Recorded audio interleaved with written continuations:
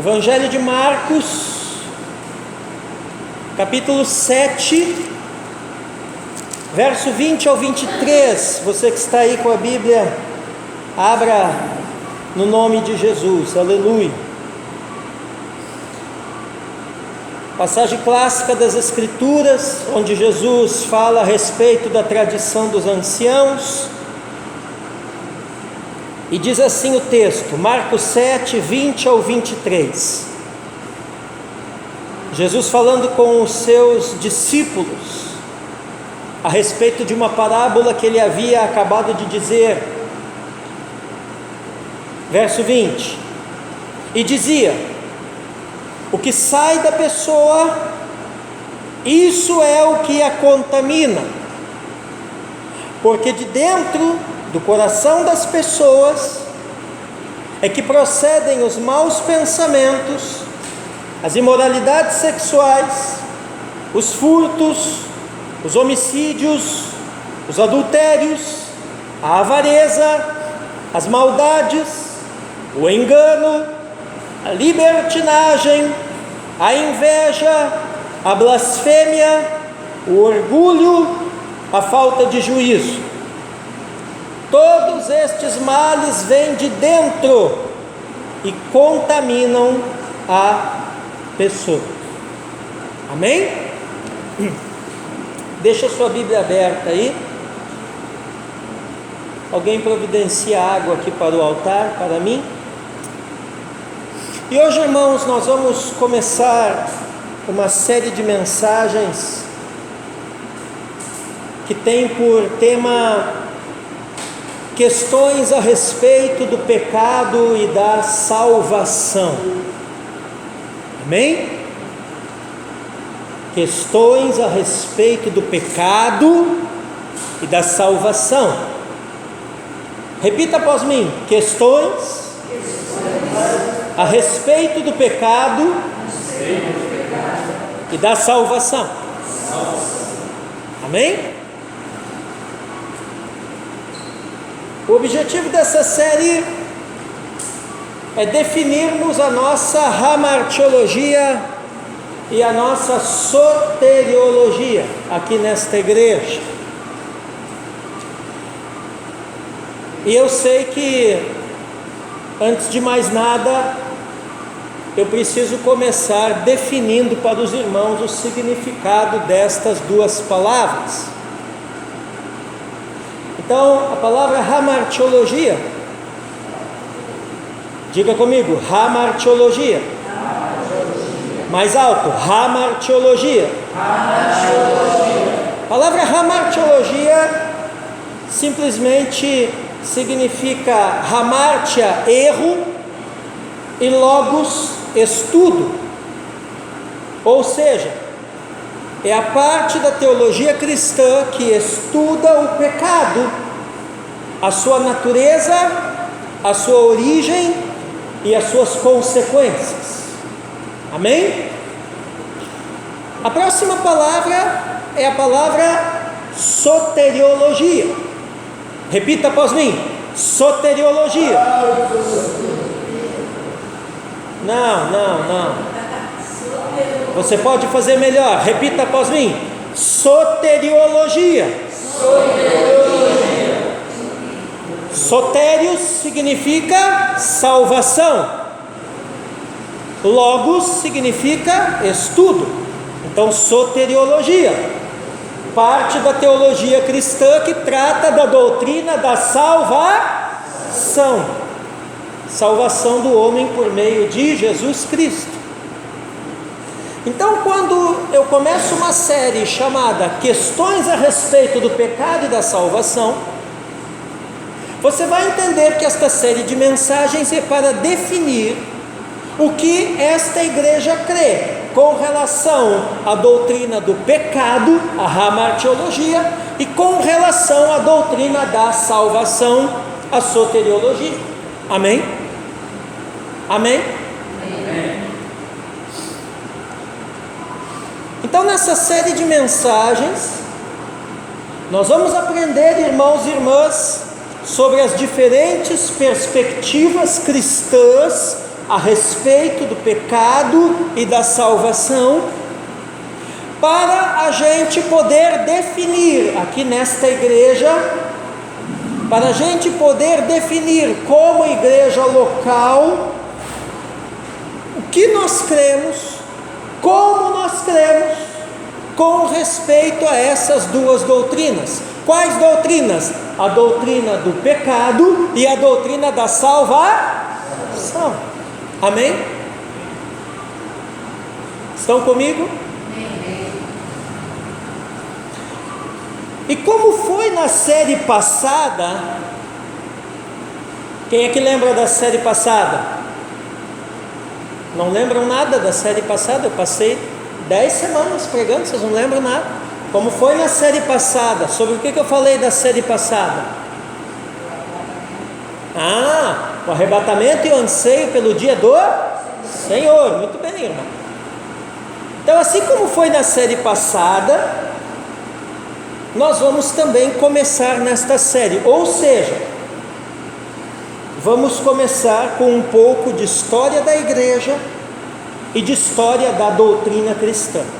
Amém? Então, nessa noite, nessa mensagem, basicamente, você vai embarcar na máquina do tempo comigo, e nós vamos voltar lá para a Bretanha, Luan. Bretanha, que hoje equivale mais ou menos à atual Inglaterra, atual Escócia, aquela região ali.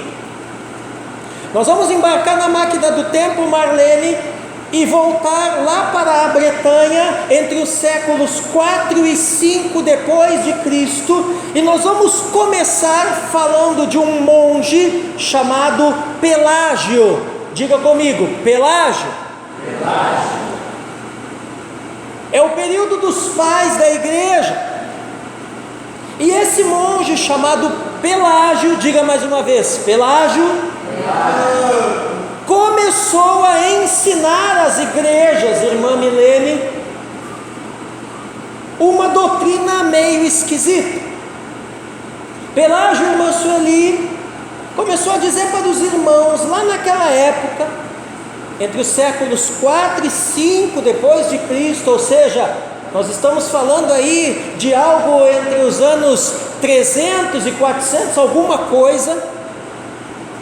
Pelágio começou a ensinar o seguinte, que o pecado de Adão e Eva tinha afetado só eles, e que os seus filhos, Caim, Abel, Sete, e toda a humanidade que veio depois deles, segundo Pelágio, não nasceram com a natureza pecaminosa no seu coração. Pelágio ensinava, irmão Ivaldo, que as pessoas aprendem a pecar, mas aprendem a pecar porque veem os outros pecarem, de modo que o homem então seria essencialmente bom, pois fora criado à imagem e semelhança de Deus, e esse homem então, essencialmente bom, que não herda a natureza pecaminosa, decaída dos primeiros pais, esse homem supostamente poderia escolher entre o bem e o mal. Por quê? Porque Pelágio dizia o seguinte: o pecado original só teve a ver com Adão e Eva. Para Pelágio, Sheila, o pecado não se transmite de pais para filhos na humanidade. Não, para Pelágio, o pecado acontece como uma espécie de socialização. Para Pelágio, alguém se torna pecador pela convivência com outros pecadores, e não pela transmissão da natureza decaída dos primeiros pais. Amém? Estão comigo? lá pela segunda, terceira mensagem da série, vocês vão entender por que esta primeira ministração é a mais importante de todas. Diga assim comigo, isso é uma heresia. Diga assim, Pelágio é um herege. E aí, contra as ideias de Pelágio, levantou na igreja um bispo estudioso, muito capacitado, chamado Agostinho. Diga comigo, Agostinho. Agostinho, ele nasce em 354 depois de Cristo e ele vai morrer lá no ano 430. E o que Agostinho fez, irmã Cristiane? Ele disse: não, peraí, vamos comparar os ensinos do Pelágio com a Bíblia, com a Escritura. E Agostinho começou a chamar a atenção, Cristina, ao fato de que o ser humano está afetado de tal maneira pelo pecado, e é isso que a Bíblia ensina, a ponto da Bíblia usar algumas expressões quando se refere ao homem natural. Por exemplo, cego, escravos da carne, escravos do mundo, escravos de Satanás, mortos em delitos e pecados, filhos da ira, e assim sucessivamente. Então Agostinho, irmão Paulo, começou a chamar a atenção da igreja, sabe, Luan, para alguns fatos. Primeiro fato, diga assim comigo: o homem nasce morto em delitos e pecados. Nós estamos falando espiritualmente, né, irmãos? Então, o homem, irmã Sueli, espiritualmente, ele não nasce crente, ele não nasce salvo, ele não nasce santo, ele não nasce bom, ele nasce morto em delitos e pecados. Onde é que está isso na Bíblia? Efésios capítulo 2, verso 1. Confere aí na sua Bíblia. Efésios 2, 1. Diz assim: Ele lhes deu vida. Está falando de Jesus, né? Quer dizer, se Jesus, minha cara Rebeca, precisa dar vida, é sinal que estava morto. Ninguém dá vida para quem já tem vida, concordam comigo? Então, Ele lhes deu vida quando vocês estavam mortos em suas transgressões e pecados. Sublinha na sua Bíblia ali, ó: vocês estavam mortos em suas transgressões e pecados. Nessa série de mensagens você vai colorir bem a Bíblia. Então sublinha na sua Bíblia ali, amém? Então, primeira coisa, o homem espiritualmente, conforme a Bíblia Sagrada, nasce como? Morto. Diga comigo, morto em delitos e pecados. Amém? Se ele nasce morto, é porque ele herdou de alguém, Isabela, a morte. Amém? Se ele nasce morto, de algum lugar veio essa morte. Nós sabemos de quem veio, Gênesis capítulo 3, né, irmão Evaldo? De Adão e Eva, que desobedeceram e pela desobediência morreram espiritualmente. Mas Agostinho chamou atenção para uma outra coisa. Agostinho disse assim: não, o homem não é bom, não. O homem é essencialmente, o homem é por natureza filho da ira. Não é filho de Deus, não. Filho de Deus era Adão e Eva. E quando eles pecam, e se afastam propositalmente e conscientemente da presença de Deus, todos aqueles que nascem a partir deles, não nascem filhos de Deus, não, nascem filhos da ira, porque Adão e Eva abandonaram a posição de filhos de Deus e assumiram, devido ao pecado, a condição de filhos da ira. Então, de repente você já ouviu, né, aquela expressão assim, né, mas eu também sou filho de Deus. Já ouviu gente falar isso? Não, se ele não é regenerado por Deus em Cristo Jesus, ele é filho da ira, porque ele é descendente de Adão e Eva. Então Efésios capítulo 2, verso 3, olha ali, Efésios 2, 3, Paulo dizendo: entre eles também nós todos andamos no passado, segundo as inclinações da nossa carne, fazendo a vontade da carne e dos pensamentos, e éramos por natureza filhos da ira, como também os demais. Está vendo ali, meu irmão? Então sublinha na sua Bíblia ali, éramos por natureza filhos da ira, Isabela.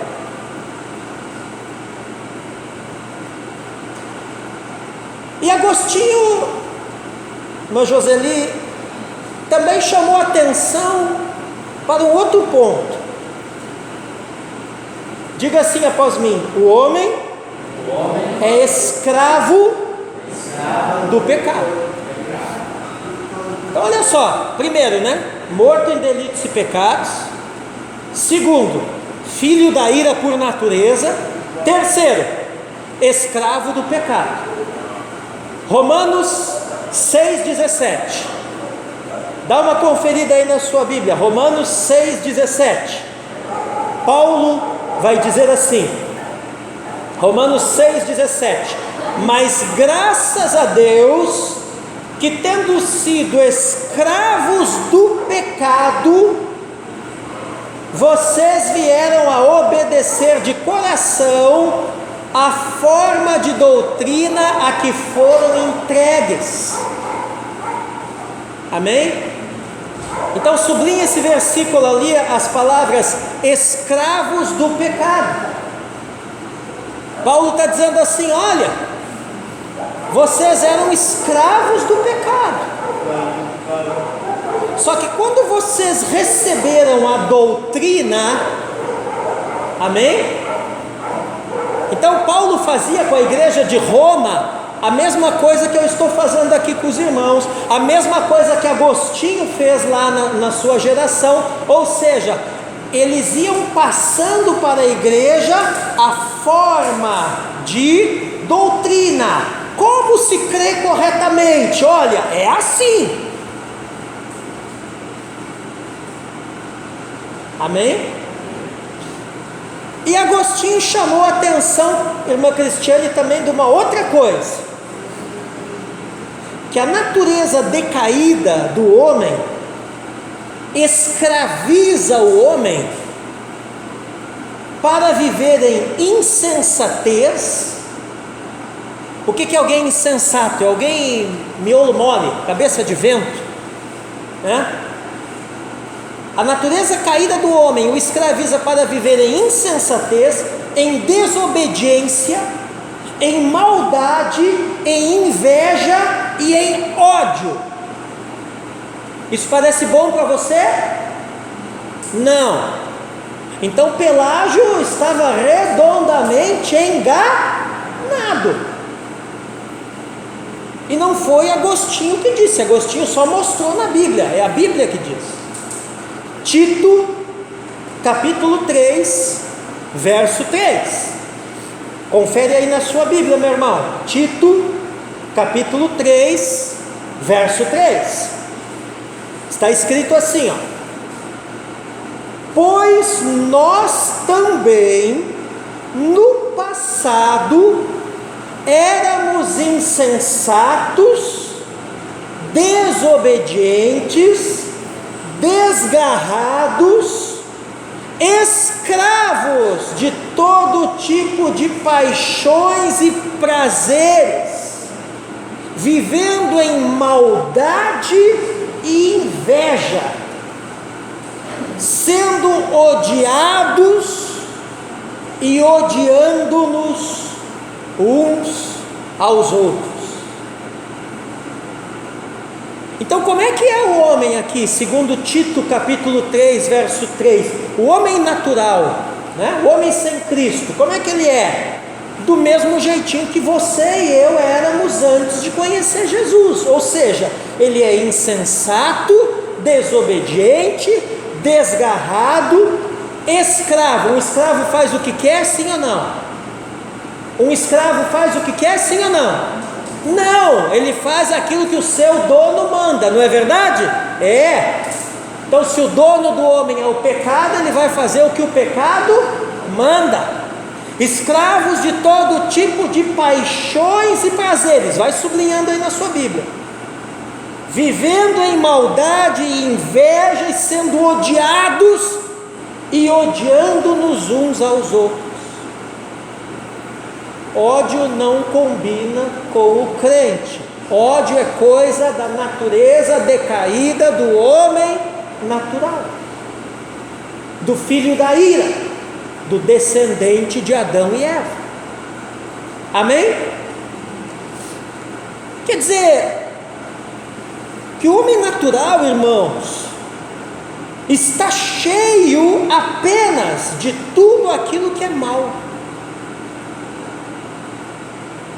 O homem natural está cheio de tudo aquilo que é mal. Romanos capítulo 1, versos 29 ao 31, desculpe. Romanos capítulo 1, versos 29 ao 31. Amém? Diz assim, ó: estão cheios de todo tipo de injustiça, perversidade, avareza e maldade. Olha aí, ó: injustiça, perversidade, avareza e maldade. Vai sublinhando. Estão cheios de inveja, homicídio, discórdia, engano e malícia.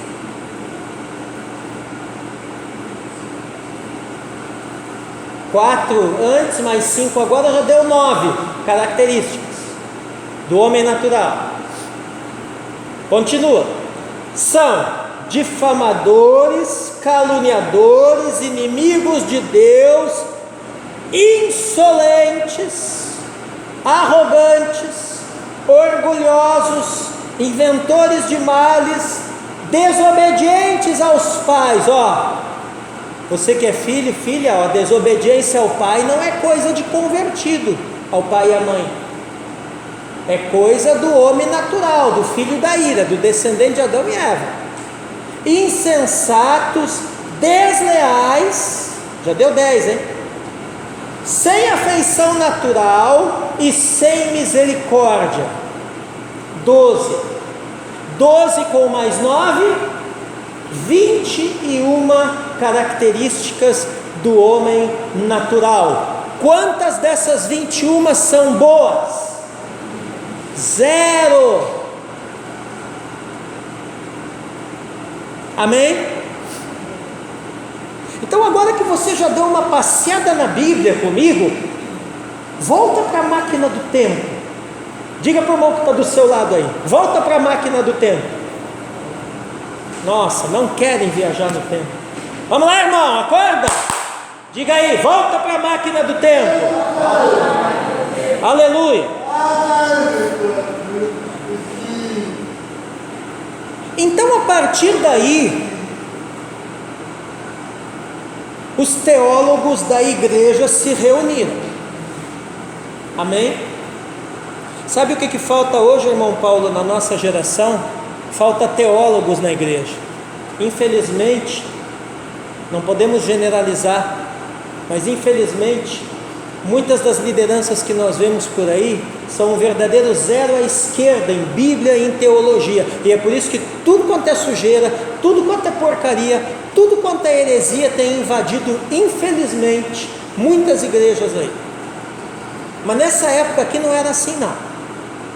Quando aparecia um negócio esquisito, os teólogos da igreja se reuniam, e eles se reuniram aqui em 3 grandes encontros só para debater esse assunto, irmãos.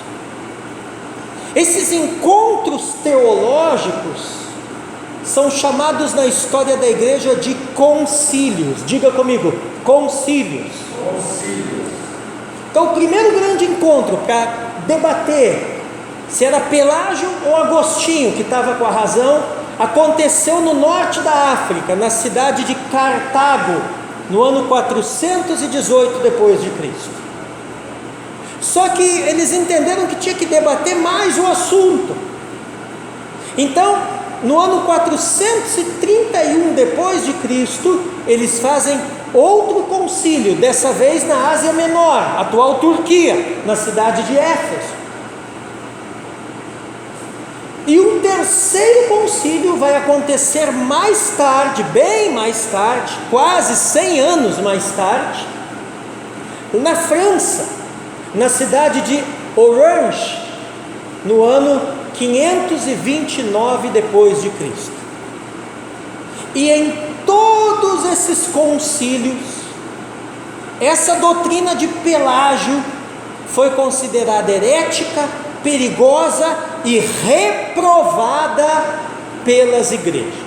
Diga comigo, herética, perigosa e reprovada.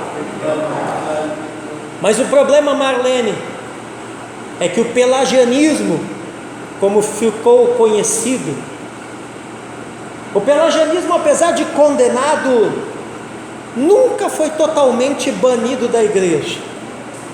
E na geração seguinte, isso veio de novo. E qual é a ideia por trás do pelagianismo? Por que vira e mexe isso volta na igreja e volta até os dias de hoje, viu, irmãos? Porque isso trata com a questão do livre-arbítrio do homem. Diga comigo, livre-arbítrio. Ou seja, o debate aqui é o seguinte: se de fato o homem natural escolhe as coisas no campo moral, no campo espiritual, de uma maneira completamente livre ou não.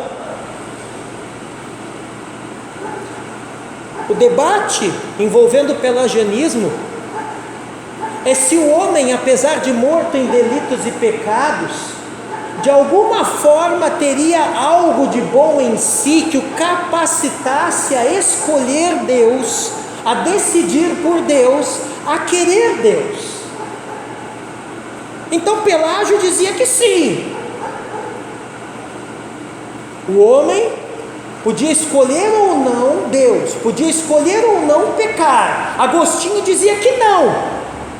Por quê? Porque Agostinho dizia: o pecado é fruto da desobediência e a queda do homem. Então o pecado é uma hereditariedade espiritual que toda a raça humana herda dos primeiros pais. Amém? E aí eu vou lhe mostrar mais um versículo, que é o que nós lemos na abertura desse culto. Salmo 51, verso 5.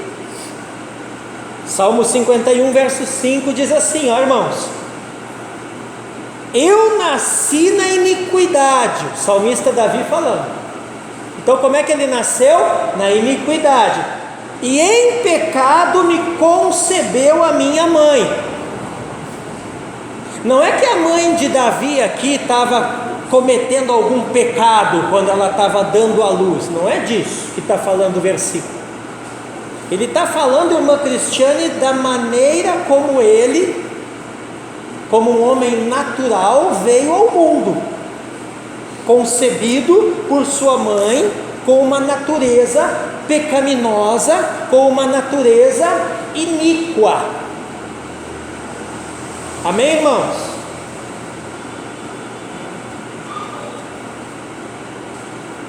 Você não tem ideia onde isso vai terminar.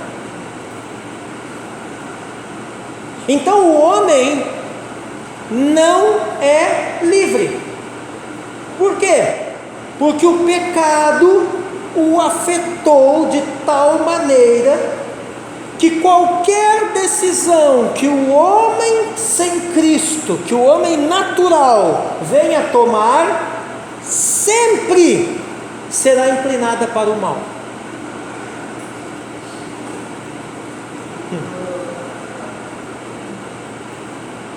Então não há verdadeira liberdade de escolha, de arbítrio.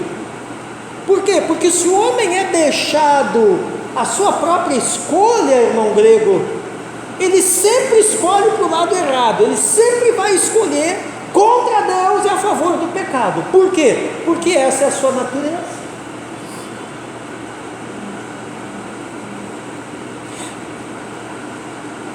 Passam-se alguns anos, algumas décadas, alguns séculos, e esse debate chega na Idade Média. E aí lá na Idade Média nós já temos a Igreja Católico-Romana. E a Igreja Católico-Romana, ela vai resgatar as ideias de um monge chamado João Cassiano.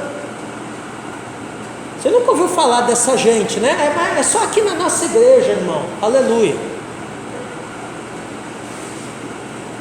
Por que eu estou falando tudo isso aqui? Porque quando nós entrarmos mais forte na doutrina mesmo, você já tem toda a moldura do quadro. Então, a Igreja Católico-Romana, Cristina, lá na Idade Média, resgatou as ideias de um fulano, um tal de João Cassiano. Esse cara, ele nasceu no ano 360, morreu no ano 435 depois de Cristo. João Cassiano, esse cara era teólogo e era um monge francês. E esse cara era da turma do deixa disso na teologia. Já viu a turma do deixa disso? Não precisa brigar. Pelágio não está tão errado assim, Agostinho não está tão certo assim, vem cá, vamos fazer as pazes, vamos conciliar o negócio. E esse cara criou uma terceira via. Você está vendo como esse negócio da terceira via é coisa do capeta? Quem tem ouvidos para ouvir, ouça. 2022, você sabe o que vai acontecer esse ano, hein? Não se deixe enganar, não. Se deixe enganar, não. Você está dirigindo seu carro, você tem que escolher, ou você dobra à direita ou você dobra à esquerda, né? Não tem como você ir pelo meio da quadra, né? Não, eu vou cortar aqui o terreno dos vizinhos para sair lá do outro lado. Não. Então, terceira via. O João Cassiano era o cara da terceira via. Ele criou um negócio chamado semi-pelagianismo. Diga comigo, semi-pelagianismo. O nome já diz, é a tentativa de harmonizar as duas coisas. Então João Cassiano disse assim: não, o ser humano é salvo exclusivamente por Deus, mediante a graça. Agostinho está certo. Mas a salvação, a iniciativa de querer ser salvo, é um ato de boa vontade do coração do homem para com Deus. Era o cara da legião da boa vontade daquela época. Você está vendo que nada é novo, né? Então também Pelágio não está tão errado. O homem não é tão mal assim, porque ele até tem uma boa vontade no coração de querer Deus, de procurar Deus. Então o homem dá o primeiro passo em direção a Deus, e aí Deus vem e só completa o processo da salvação no homem. Você percebe o perigo por trás disso, irmão? Porque Deus não se torna o protagonista da salvação, Ele se torna só um coadjuvante. Ele se torna só quem vai completar a salvação na tua vida, porque no fundo, a iniciativa não partiu dele, partiu de ti.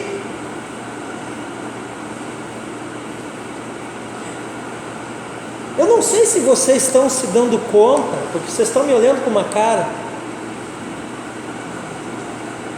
mas vocês estão se dando conta que tem um monte de igreja aqui em Paranaguá que prega isso? Não é só a igreja católica, não. Então o semi-pelagianismo, ele diz o seguinte: olha, o pecado de fato afetou a humanidade, o homem já nasce pecador, mas não nasce tão afetado assim, a ponto da capacidade de escolha dele ser afetada. Quer dizer, ele não é completamente morto em delitos e pecados, ele é meio morto, The Walking Dead.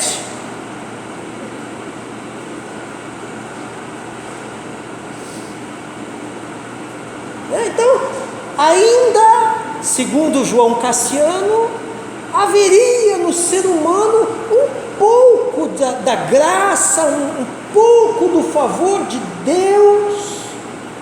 Quando eles caíram lá no Éden, ainda ficou um resquício, para ele tomar uma livre decisão de escolher Cristo, de escolher Deus, de querer ser salvo. Irmãos, isso equivale a dizer o seguinte: que o homem não foi tão manchado assim pelo pecado. Isso equivale a dizer o seguinte: que apesar da queda, ainda resta algo de bom, algo de Deus no homem. Não precisa nenhum elemento de fora, externo, atuar para conduzir o homem a escolher Deus, a aceitar Jesus, a querer o favor de Deus. Não! Há um resquício de bondade dentro dele que o leva a isso. E isso deu e dá problema nas igrejas até hoje, irmão Paulo. Por quê? Porque isso é pior que o pelágio, que o pelagianismo. Sabe por quê? O pelagianismo eu já falei, ele foi condenado lá pelos concílios como heresia. Pronto. Ele foi reprovado pela igreja. Mas o semi-pelagianismo não. Ele foi tolerado entre as igrejas. Na Idade Média, os teólogos reagiram diferente do período dos pais apostólicos. Os pais apostólicos condenaram, não, isso daí é heresia, chuta que é laço. Mas na Idade Média, os teólogos disseram: não, é apenas uma opinião diferente que a igreja romana adota, então dá para conviver com isso.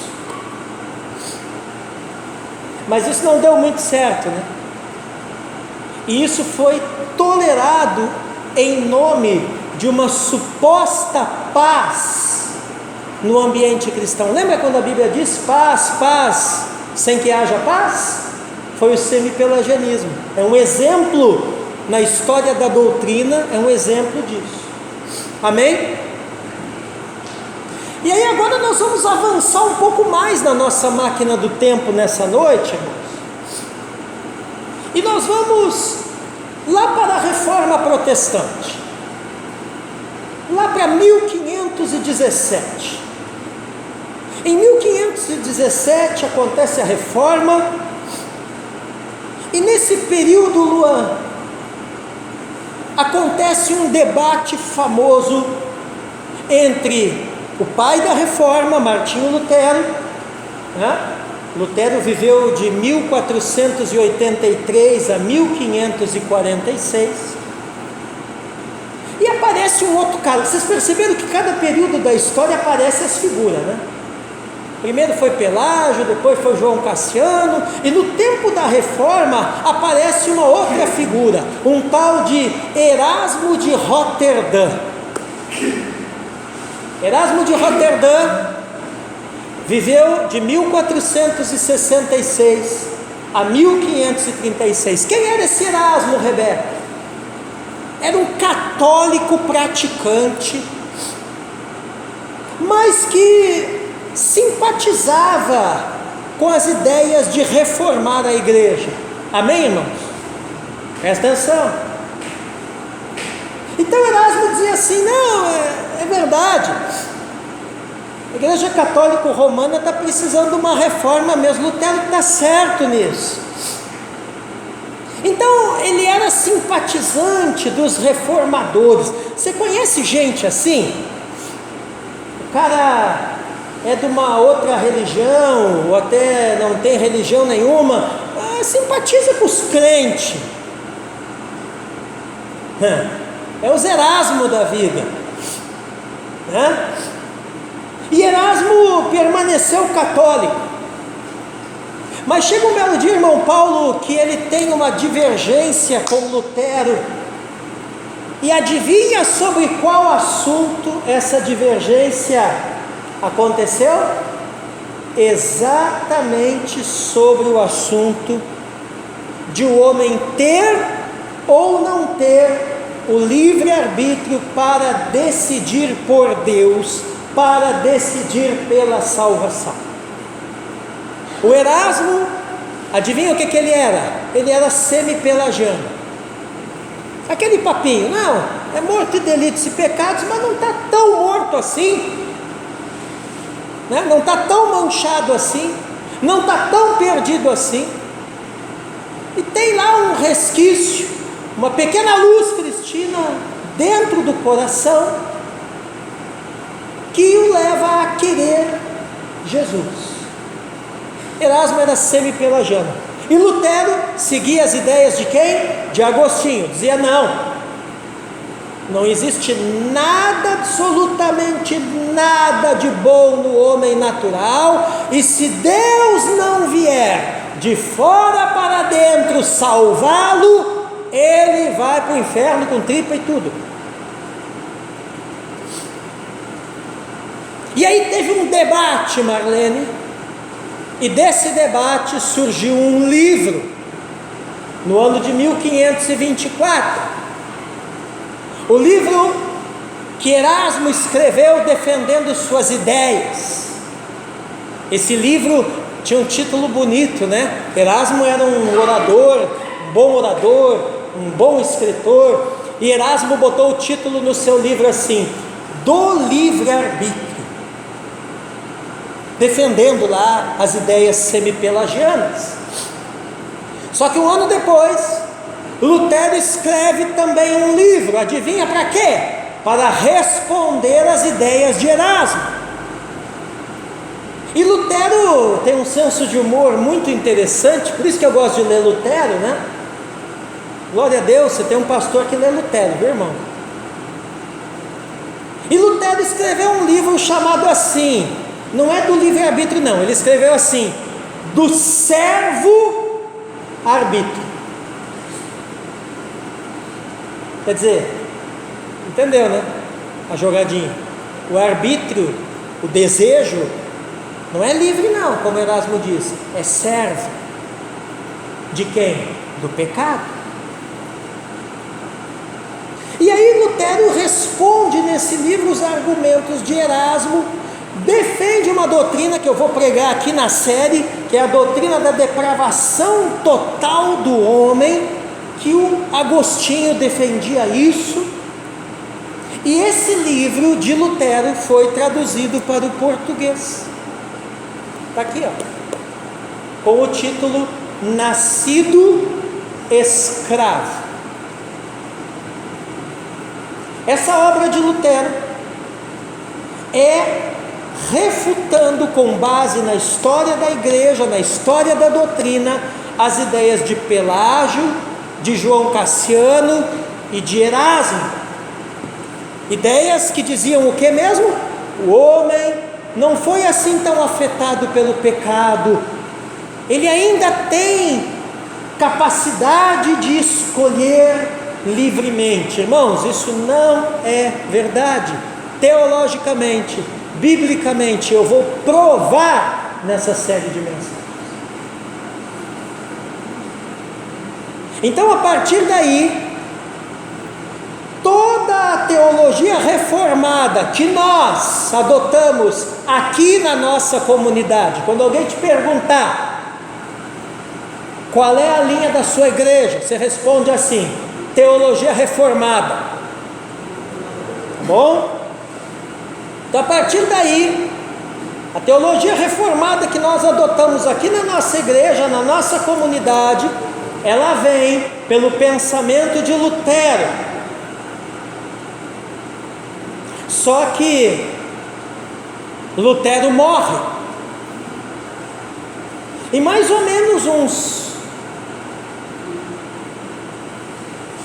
10, 15 anos depois da morte de Lutero, vem uma segunda geração de reformadores. Diga comigo, segunda geração. Bom, isso daqui é que nem série da Netflix, está entendendo? Tem a primeira temporada, segunda temporada, né? Da igreja é assim. Aí vem a segunda geração dos reformadores. E aí surge um cara chamado João Calvino. João Calvino, ele era francês. Ele viveu de 1509 a 1564.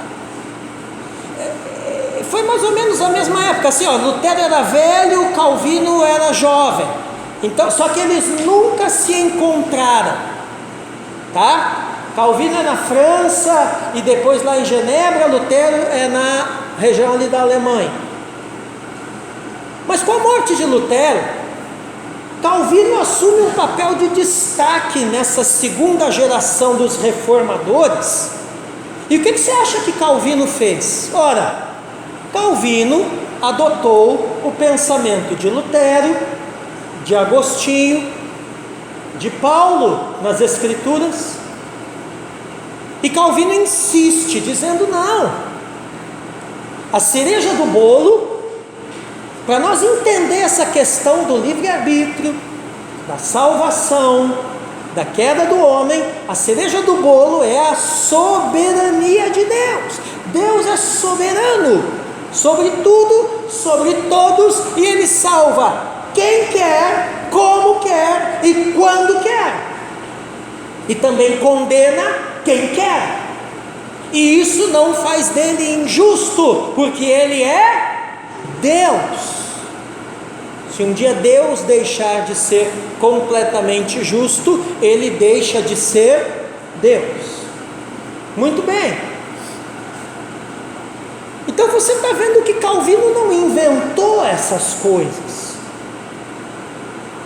É importante os irmãos entenderem isso, que às vezes os irmãos me vêm pregando uma doutrina bíblica aqui, eu não tirei isso da minha cabeça, eu não inventei essas coisas. Teve muita gente antes de mim na história da igreja. Então Calvino só deu, Sheila, continuidade a um debate que já existia para defender a verdade em seu tempo. Olha aqui para mim. Todas as gerações da igreja precisam de gente que defenda a verdade, que defenda a Bíblia, as Escrituras, como ela é. Amém? Então, considerando que o homem está totalmente prejudicado na sua capacidade de escolher, por causa do pecado original, do pecado de Adão e Eva, né? Que foi transmitido a toda a raça humana, então Deus é quem vai escolher salvar o homem. Irmãos, isso é maravilhoso. Quando o homem não pode escolher por si mesmo, Deus escolhe por ele. em Cristo. Aleluia. Por quê? Porque se Deus desse a escolha de salvação para o homem, ninguém se salva, porque o homem não escolhe o que é bom, sempre escolhe o que é mal. João 15:19. Olha o que Deus aqui na pessoa do Filho diz. Eu já estou chegando nos finalmente. João 15:19, olha aqui. Se vocês fossem do mundo, o mundo amaria o que era seu, mas vocês não são do mundo, pelo contrário, Jesus dizendo, eu dele, do mundo, né, os escolhi.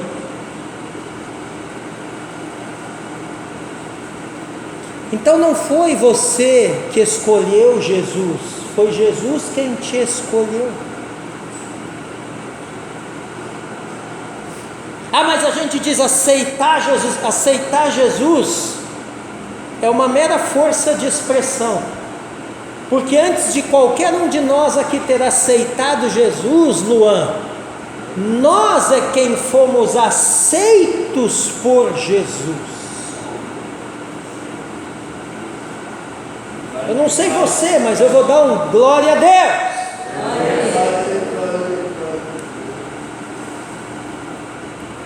Olha ali, irmã Sueli, eu do mundo escolhi vocês. Por quê? Porque nós somos muito bonitos, Joseli? Não, porque nós não podíamos escolher por nós mesmos.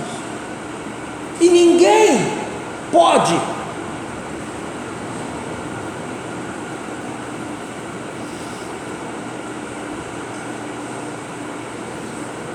Eu percebo que a Milene está começando a regalar o olho.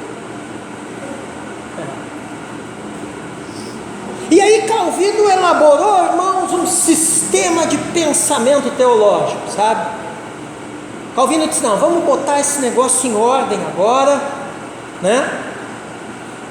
E o destaque do sistema de Calvino é a soberania de Deus, é a graça de Deus na salvação do homem. Amém? Deus é tão gracioso que Ele salva o homem pecador. E aí, nós vamos voar 50 anos para frente na máquina do tempo, aleluia. Então 50 anos depois de Calvino, um monte de países da Europa já tinham igrejas protestantes, e quase todas as igrejas seguiam essa linha de pensamento teológico de Calvino, né? Da soberania de Deus, da incapacidade de escolha do homem totalmente prejudicado pelo pecado. Então Deus é quem o escolhe, é quem o salva. Ei, não esqueça, Calvino se baseou em Lutero, que se baseou em Agostinho, que se baseou em Paulo, que se baseou em Cristo e nos demais apóstolos. Amém? Aleluia. Mas aí Calvino morre. Diga comigo, Calvino morreu. E um tempo depois da morte de Calvino, o que você acha que aconteceu? Aparece na Holanda um professor de teologia. Irmão, professor de teologia é uma benção. Nem sempre. Aparece na Holanda um professor de teologia lá num seminário teológico chamado Jacó Arminio. Diga comigo, Jacó Arminio. Jacó Arminio viveu de 1560 a 1609. E adivinha o que Arminio começou a fazer, irmão Ivaldo? Ele começou a trazer entre os seus alunos as ideias de quem?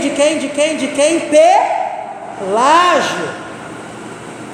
De quem mais? João Cassiano. De quem mais? De Erasmo. Só que nessa altura, O sistema teológico definido por Calvino, que veio a ser chamado calvinismo, já era adotado oficialmente pela maioria das igrejas da Europa. A maioria das igrejas protestantes, reformadas, tudo calvinista. Amém? Aleluia. E isso começa a ressuscitar uma polêmica de novo. Sabe, Isabel, em volta desse assunto do livre-arbítrio do homem com respeito à salvação. Só que Armínio, Sheila, ele nunca partiu para as cabeças, assim, sabe? Ele nunca tentou impor, confrontar abertamente as igrejas com relação a essa forma que ele tinha de pensar, que na verdade não era dele, né, Marlene? Já vinha de muitos anos, de muitos séculos antes, lá do Pelágio. E aí Armínio morre. Diga comigo, Armínio morreu. Armínio morreu, mas os seus discípulos, os seus alunos, o que eles fizeram? Pegaram as coisas que ele escreveu. Aproveita aí, Cristiane, que você está. Não? Pode ser de qualquer lugar. Os alunos de Armínio pegaram as coisas que ele escreveu, estudaram isso e escreveram um documento. Diga assim, documento. Irmãos, tem uns documentos que é complicado. Cuidado, por isso que eu não sou muito chegado em documento, essas coisas aí. Documento de igreja é Bíblia, o resto é resto. Criaram um documento, e o que eles fizeram? Mandaram esse documento lá para o órgão que dirigia todas as igrejas da Holanda, Luan. Todas as igrejas reformadas da Holanda, era dirigido por um órgão. Eles mandaram esse documento para lá, e nesse documento eles diziam o seguinte: olha, a igreja protestante na Holanda tem que abandonar esse negócio aí do Calvino, de calvinismo, esse negócio de Lutero, de Agostinho, de Paulo, não, e tem que adotar os pontos que nós colocamos aqui no nosso documento, que é o sistema do Armínio. Eram 5 pontos. Só que Armínio se baseava em quem? Você lembra? Se baseava em Erasmo, que se baseou em Cassiano, que se baseou em Pelágio.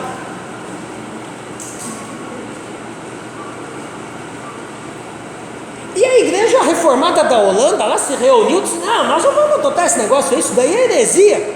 E eles ficaram insistindo. Já viu crente insistente? Ficaram insistindo, Cristina, nesse assunto. E aí o pessoal deu um apelido para eles.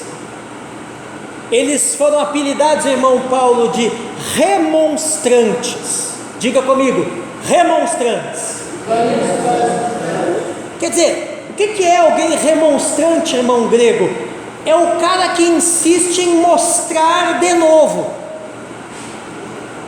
em redemonstrar. Ele já mostrou e mostrou e mostrou e demonstrou e redemonstrou e não convenceu, mas fica enchendo as paciências da igreja.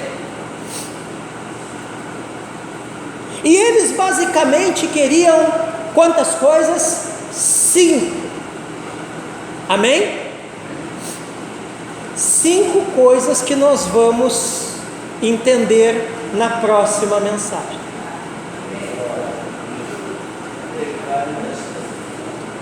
Só que eu já vou adiantar uma coisa para você.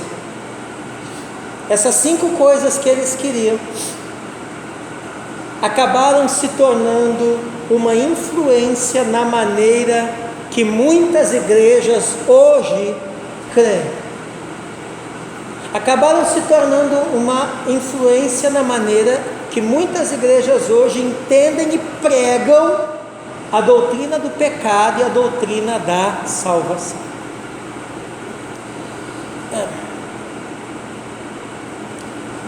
Eu vou dizer para os irmãos, encerrando aqui, o seguinte, que apesar de eu não ser da turma de João Cassiano, da turma do deixa disso, a maior prova é que eu sou posicionado em todas essas áreas, não é mesmo? Estou posicionando a igreja local. Mas eu vou dizer para os irmãos o seguinte, que mesma coisa que eu falei quando ministrei a série sobre escatologia. A salvação é mediante arrependimento e fé em Cristo. E não compete a nós condenar ou afastar ou não querer conviver com os irmãos. Que nós, amados, dentro da ortodoxia, dentro da sã doutrina, a gente possa encarar aqueles que pensam de uma forma diferente, com um olhar de misericórdia, e possamos nós viver aquilo que a Bíblia nos propõe, nos ensina, nos determina, nos estabelece para ser vivido. Amém? Mas ainda assim, esses assuntos são essenciais para a vida da igreja, desta igreja. Por quê? Porque de fato nos levam a compreender e sermos salvos a partir dos fundamentos corretos. Amém? Talvez a pior coisa que exista seja uma pessoa que pensa estar salva ou ser salva e de repente vai chegar lá naquele dia e vai ouvir aquele: nunca te conheci. Então, irmãos, vamos olhar para nós. Amém? Vamos viver nós e vamos continuar andando com a igreja, entendendo que a igreja não é perfeita, mas é a agência da salvação de Deus na face da terra, e é a maneira como Deus escolheu de, através das Escrituras, alcançar os homens perdidos com esta tão grande salvação. Amém?